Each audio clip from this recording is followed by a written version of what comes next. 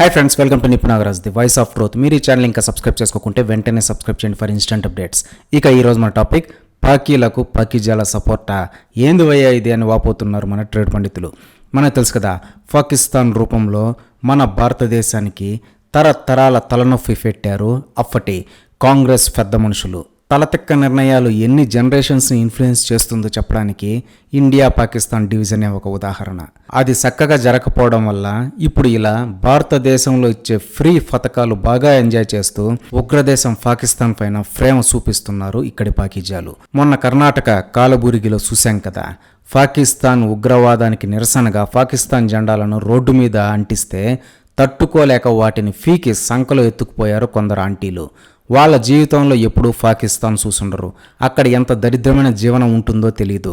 ఇక్కడ హ్యాపీస్గా Indian tax payers మనీతో free పథకాలు ఎంజాయ్ చేస్తూ పాకిస్తాన్ పైన ఎనలేని ప్రేమ చూపిస్తూ ఉంటారనమాట. ఇక వీళ్ళ ఓవర్ యాక్షన్ చూడండి. ఒక పక్క మతం ఏంటి అని అడిగి మరీ పాకిస్తాన్ ప్రేరేపిత ఉగ్రవాదులు నరమేధం చేస్తే వీళ్లకు ఆ పాకిస్తాన్ పైన ఇంచు ప్రేమ కూడా తగ్గలేదన్నమాట. అందుకే మన ప్రధాని మోడీ కూడా ఇలాంటి సగం పాస్పోర్ట్ జనాన్ని అంతా బోర్డర్ అవతల ఇడిచిపెట్టండి అని చెప్పింది. ఇక ఇక్కడ ఇంకో విషయం ఏంటంటే, ఈ ఉగ్రదాడిలో పాల్గొన్న నలుగురిలో ఒకడు ఏకంగా మాజీ పాకిస్తాన్ సైనిక కమాండర్ అని ఎన్ఐఏ దర్యాప్తులో తేలింది. అంటే పాకిస్తాన్ ఆర్మీ వేరు, పాకిస్తాన్ టెర్రరిస్టులు వేరు కాదన్నమాట. అందరూ జంగిల్మే మింగిలయ్యి ఇండియాలో ఉగ్రదాడులకు తెగబడుతూ ఉంటారు. ఇలాంటి ఫాకీల పైన ఇక్కడ హ్యాపీస్గా జీవిస్తున్న ఫాకీజాలకు అంత ప్రేమ ఎందుకో మరి. నిజంగా పాకిస్తాన్ పైన అంత ప్రేమ ఉన్నట్టయితే స్వేచ్ఛగా అక్కడికే వెళ్ళి హ్యాపీస్గా ఉండొచ్చు. కానీ అలా చేయరు. అలా వెళ్తే అక్కడ అడుక్కు తినాలి.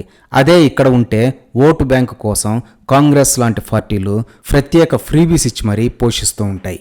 నిజంగా ఇదంతా దారుణం. అప్పట్లో పాలస్తీనా చేసిన ఉగ్రదాడికి రియాక్షన్గా గాజా పైన ఇజ్రాయెల్ మెరుపు దాడులు చేస్తే దానికి నిరసనగా ఇక్కడ ఇండియాలో వీళ్ళు ఇజ్రాయెల్ జెండాలను నేలపైన పరిచి నిరసన తెలిపారు. ఇప్పుడు ఇండియన్స్ని ఉగ్రదేశం అయిన పాకిస్తాన్ ఉగ్రవాదులు నరమేధం చేస్తే పాకిస్తాన్ జెండా కింద కనిపించగానే గుండెలు జారిపోతున్నాయి వీళ్ళకి.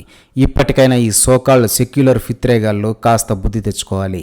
మోడీ చేస్తోంది మత రాజకీయాలు కాదు, తెరచాటున కాంగ్రెస్ లాంటి పార్టీలు చేస్తున్నవి అసలు సిసలు మత రాజకీయాలు. మొన్న ఒకడు మీడియాలో కాశ్మీర్ ఇండియాలో ఫార్టే కాదు అని వాగి హైలైట్ అయ్యాడు. ఎవడ్రా ఈడు ఇంత తెలివిగా ఉన్నాడని ఆరా తీస్తే ఆడు మరెవడో కాదు, కాంగ్రెస్లో యాక్టివ్ యువనాయకుడు అని అర్థమైందన్నమాట. అంతెందుకు, ఉగ్రదాడి జరిగిన రోజే ఒక ఆంటీ మీడియాలో వచ్చేసి లోకల్ ముస్లిమ్స్ తప్పే లేదు, అసలు వాళ్ళు పాకిస్తాన్ వాళ్ళే కాదు, గవర్నమెంట్ ఊరకే తప్పుడు ప్రచారకం చేస్తోంది అని తెగ హడావిడి చేసింది. తర్వాత ఎన్ఐఏ దర్యాప్తులో 15 మంది లోకల్ కాశ్మీరీ ముస్లిమ్స్ 4 పాకిస్తాన్ టెర్రరిస్టులకి అన్ని రకాలుగా సహాయ సహకారాలు అందించారని తేల్చారు. ఇక అది అటుంచితే ఇంతకు ఇంత హడావిడి చేసిన ఆంటీ ఎవరా అని ఆరా తీస్తే ఇంకెవరు, కాంగ్రెస్లో యాక్టివ్ నాయకురాలన్నమాట. ఇదంతా దారుణం. సొంత వారి ప్రాణాలు పోతున్నా కూడా కపట కన్నీరు కారుస్తూ లోలోన ఓటు బ్యాంకే ధ్యేయంగా ముందుకెళ్లే కాంగ్రెస్ లాంటి పార్టీలకి మున్ముందు ఎప్పటికీ అధికారంలోకి రాకుండా చూసుకోవాల్సిన బాధ్యత అయితే వివేకవంతమైన ప్రజలదే.